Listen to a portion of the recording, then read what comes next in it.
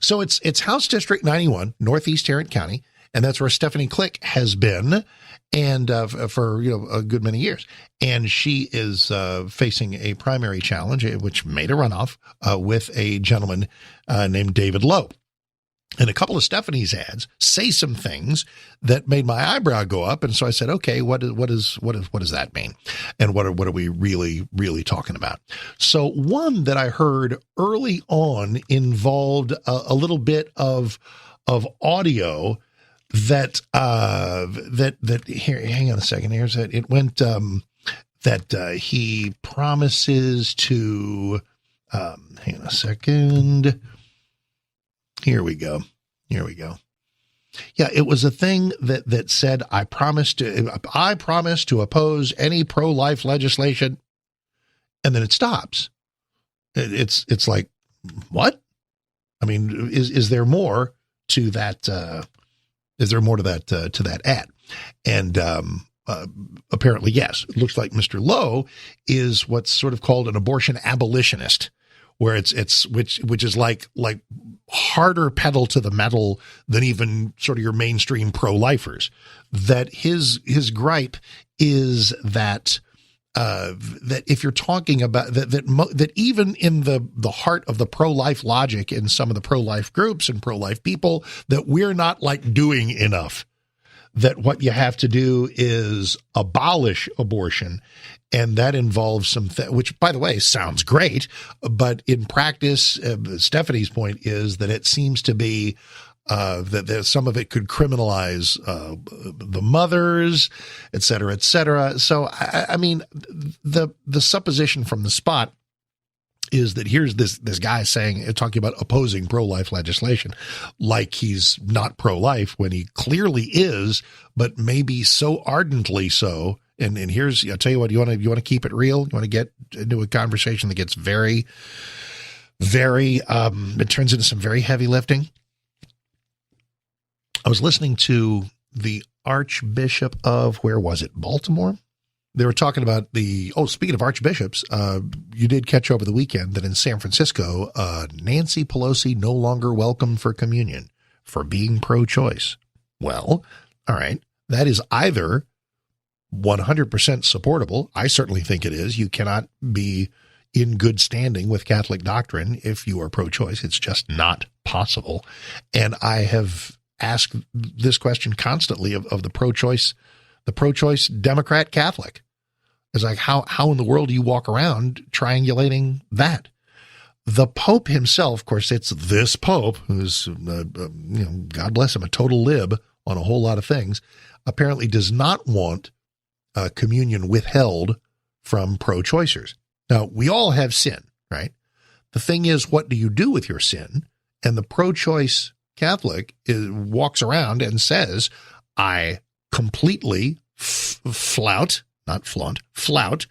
Catholic teaching on this. I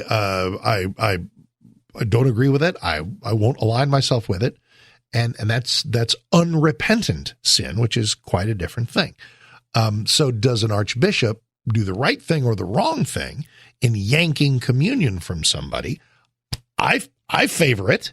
There may be a doctrinal problem. The Pope doesn't. So it's like, okay, what are you going to do? What are you going to do with that? So anyway, Mr. Lowe is apparently like but here's the heavy lifting thing. You ready? The Archbishop of Baltimore was being interviewed by an NPR woman. So that was interesting on its face. And she said, you just to make sure the point of Catholic teaching is that you don't favor any exceptions.